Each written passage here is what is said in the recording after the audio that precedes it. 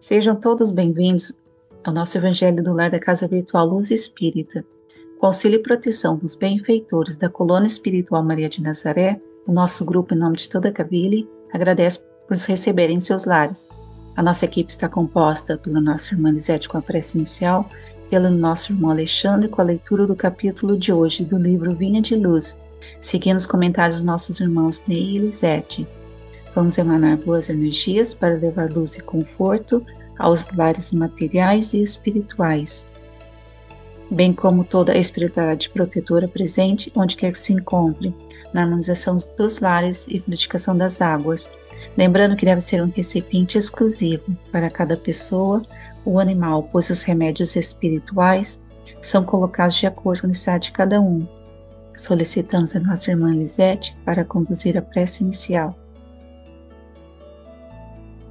Vamos nos prepararmos então, vamos acalmar nosso coração, serenar os pensamentos e entrar em sintonia com a nossa espiritualidade amiga.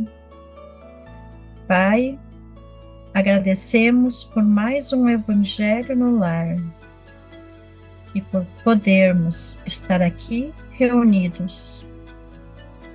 Que sejamos guiados pela Tua luz divina e que continue nos enviando os Seus anjos de luz para nos acompanhar, nos inspirando, emanando amor, sabedoria e forças para que possamos receber todos os ensinamentos que tanto necessitamos, para termos forças de continuar no caminho do bem, da doação. Gratidão, Pai, por estar conosco em cada passo e dar-nos a oportunidade de renovarmos nossa fé a cada encontro. Que assim seja. Vamos à leitura do capítulo 126 do livro Vinha de Luz, psicografia de Francisco Cândido Xavier, pelo Espírito Emmanuel. Capítulo 126, Obediência Construtiva. E assim vos rogo eu, o preso do Senhor, que andeis como é digno da vocação com que fostes chamados. Paulo está em Efésios, capítulo 4, versículo 1. Na leitura do Evangelho, é necessário fixar o pensamento nas lições divinas, para que lhes sorvamos o conteúdo de sabedoria. No versículo sob nossa atenção, reparamos em Paulo de Tarso o exemplo da suprema humildade perante os desígnios da providência. Escrevendo aos Efésios, declara-se o apóstolo prisioneiro do Senhor. Aquele homem sábio e vigoroso que se rendera a Jesus incondicionalmente às portas de Damasco, revela à comunidade cristã a sublime qualidade de sua fé. Não se afirma detento dos romanos, nem comenta a situação que resultava da intriga judaica. Não nomeia os algozes, nem se refere às sentinelas que o acompanham de perto. Não examina serviços prestados, não relaciona lamentações. Compreendendo que permanece a serviço do Cristo e cônscio dos deveres sagrados que lhe competem, dá-se por prisioneiro da ordem celestial e continua tranquilamente a própria missão. Simples frase demonstra-lhe a elevada concepção de obediência. Anotando-lhe a nobre atitude, conviria lembrar a nossa necessidade de conferir primazia à vontade de Jesus em nossas experiências. Quando predominarem nos quadros da evolução terrestre os discípulos que se sentem administradores do Senhor, operários do Senhor, e cooperadores do Senhor, a Terra alcançará expressiva posição no seio das esferas. Imitando o exemplo de Paulo, sejamos fiéis servidores do Cristo em toda parte. Somente assim abandonaremos a caverna da impulsividade primitiva, colocando-nos a caminho do mundo melhor. Que texto lindo, meus amigos. Texto maravilhoso. Esse é um ótimo exemplo de como podemos nos transformar seguindo os ensinamentos do Pai. Esse exemplo incrível de humildade de Paulo de Tarso toca a gente lá no fundo. Se prestarmos atenção na sequência dessa lição do Evangelho, nesse trecho da Bíblia, vamos perceber que o maior desejo de Paulo é que os seguidores de Cristo continuem caminhando com humildade, paciência, com generosidade e sempre exercitando a compreensão e a indulgência uns com os outros. Emmanuel destaca nas suas palavras o caráter humilde com que Paulo, o apóstolo dos gentios, se apresenta diante da missão divina. A grande virada na vida de Paulo, depois do que aconteceu na estrada para Damasco, nos faz refletir profundamente sobre o que Jesus é capaz de fazer dentro de cada um de nós. Paulo faz questão de mostrar e ensinar que o coração dele pertence a Jesus, não aos romanos, nem aos judeus da sua época. Esse homem, com tanto conhecimento da lei e vindo de uma família influente, demonstra sua fé na simplicidade, na consciência de cumprir a missão cristã com uma obediência firme e constante. Esse é o grande ensinamento para todos nós. Vivemos um momento decisivo no nosso planeta, em que o avanço espiritual bate à nossa porta. Temos agora a grande oportunidade de subir os degraus da evolução rumo à regeneração da humanidade. No entanto, mesmo que estejamos destinados à perfeição, somos teimosos e insistimos no erro. Essa teimosia pode nos fazer perder algum tempo na nossa evolução, atrasando a chance de acompanhar o progresso da Terra nesse momento.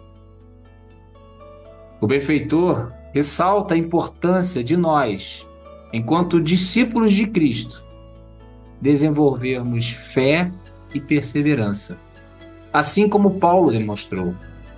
Precisamos nos dedicar, e com intensidade, aos trabalhos do Cristo, para que as virtudes cristãs possam prevalecer na humanidade.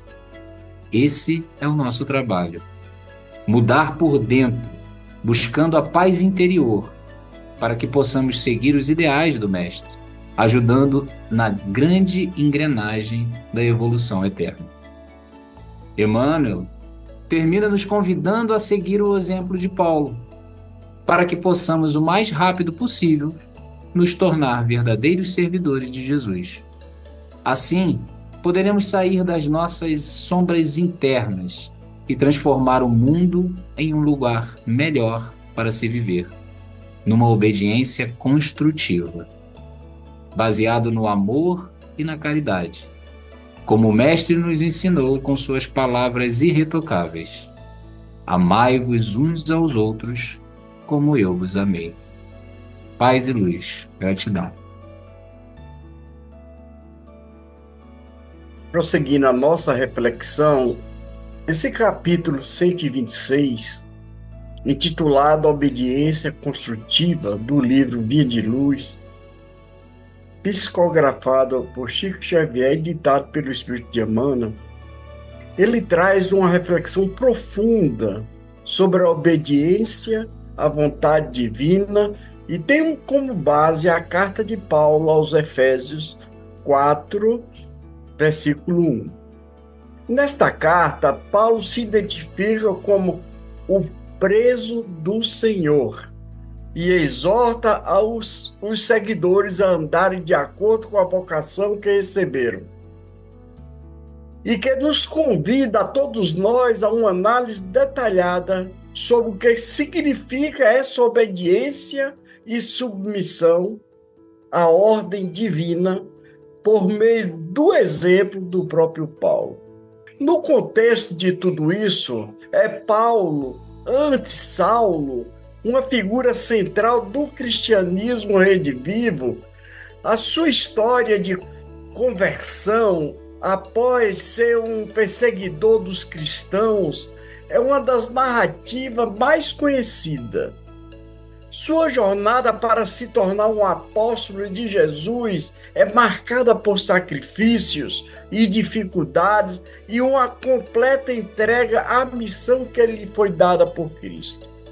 No versículo em análise, Paulo está escrevendo aos Efésios não como homem livre, mas como alguém que está preso em cadeia física por causa de suas pregações e de seu compromisso com o Evangelho. Mesmo nessa condição, Paulo não se autodenomina prisioneiro dos romanos ou vítima da injustiça. Ao contrário, ele se identifica como um preso do Senhor.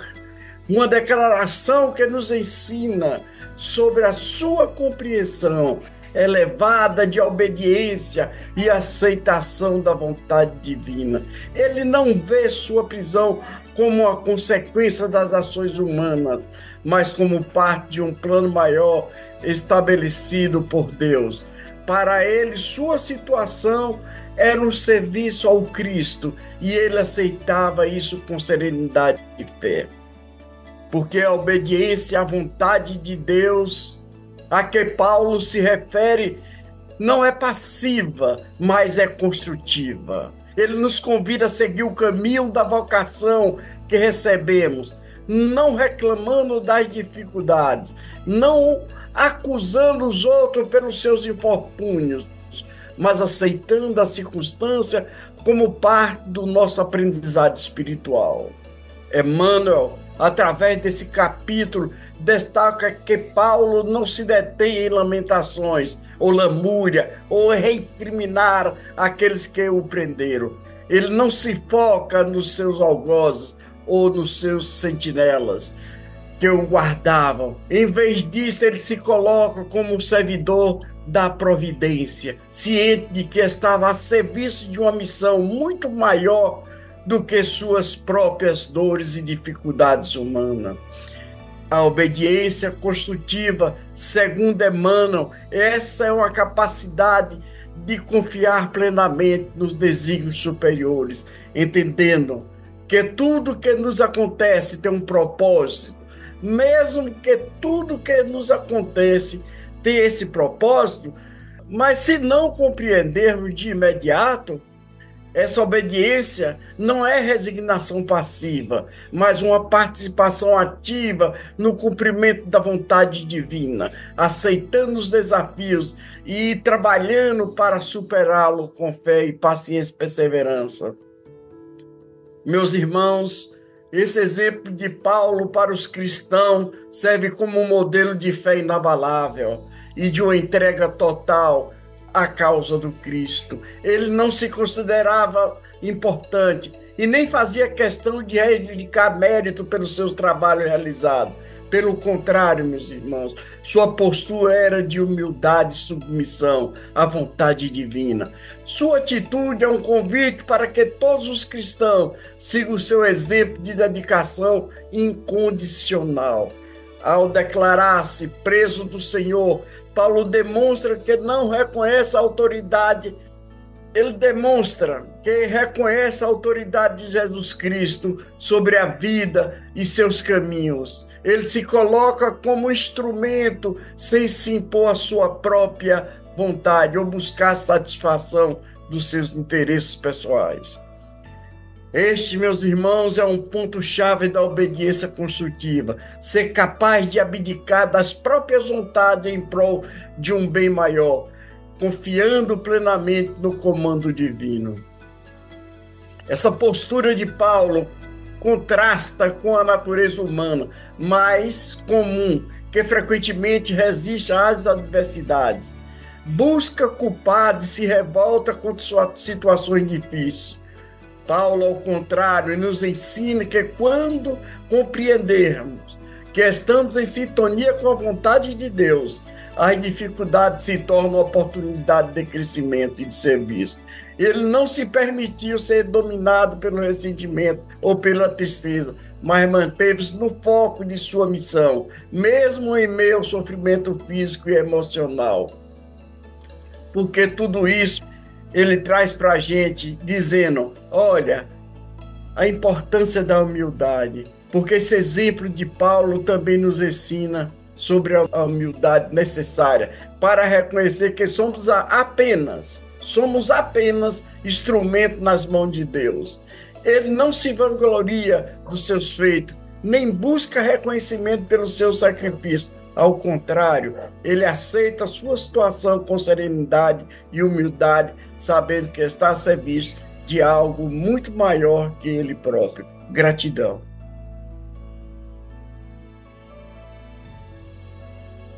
Obediência, ela pode ser classificada como uma virtude e se define como um comportamento pelo qual se aceita as ordens dadas por outro. Quando criança, nós devemos obediência aos nossos pais, que por nos amar, criavam regras para nós seguirmos o bom caminho. E quando nós desobedecíamos, éramos repreendidos e até castigados. E isso era uma consequência dos atos cometidos. Jesus obedeceu ao Pai. Ele desceu do céu, não para fazer sua vontade, mas a vontade daquele que o enviou. Jesus dedicou sua vida devoto e obediente ao Pai, mesmo não sendo um caminho fácil. A obediência é um sacrifício que nos traz benefícios. Os discípulos do Cristo foram obedientes a Ele, seguiram seu mestre, deixando suas vidas, trabalho e família para segui-lo. Nós também podemos fazer a escolha da obediência, e assim como Paulo seguiu o chamado do Cristo, sem questionar de onde vinha, e as suas mãos que matavam, a partir do chamado, passaram a curar, a levar a paz, o alívio às almas perdidas e sem rumo. E em todos os momentos da nossa vida, precisamos obedecer às regras, seja em nosso lar, nosso local de trabalho, na sociedade, na religião que escolhemos. E todos servem para que possamos ter segurança e poder continuar no caminho do aprendizado e da nossa evolução. Gratidão.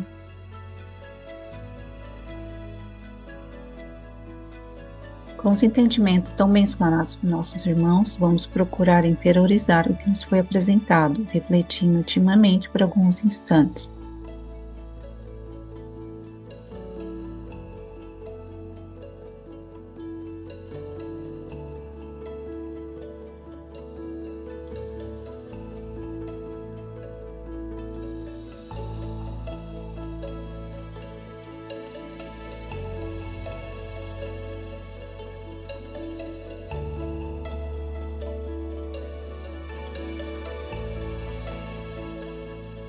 Elevemos nossos pensamentos a Deus e, com o auxílio dos espíritos de luz da Colônia Espiritual Maria de Nazaré, pedimos paz e harmonia para todos que estão conectados conosco neste momento de amor.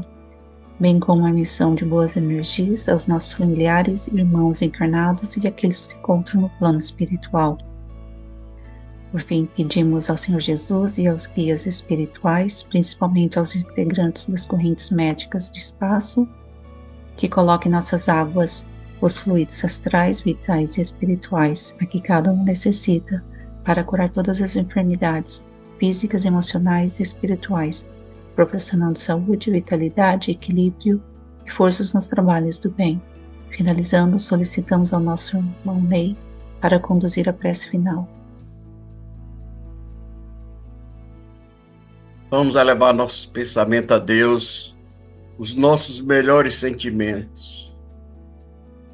Amado Mestre Jesus, com os corações cheios de gratidão, encerramos este momento de reflexão e aprendizado em torno do Teu Evangelho de amor e luz. Agradecemos, Senhor, pela Tua presença amorosa que iluminou nossos pensamentos, renovando nossas forças e trazendo paz ao nosso lar. Que as lições que recebemos hoje possam frutificar em nossas ações diárias, fortalecendo a nossa fé e a nossa vontade de servir ao próximo com humildade, caridade e misericórdia. Que possamos seguir o exemplo do doar 70 vezes 7, exercitando a paciência e o amor incondicional. Tua luz alcance seus corações, renovando a esperança e a força para seguir adiante. Que a paz que sentimos nesse instante permaneça em todos os lares, em nossos corações, irradiando-se para todo o universo, e que unidos no Teu amor possamos caminhar sempre ao Teu lado, confiando na Tua bondade infinita. Assim seja, e gratidão.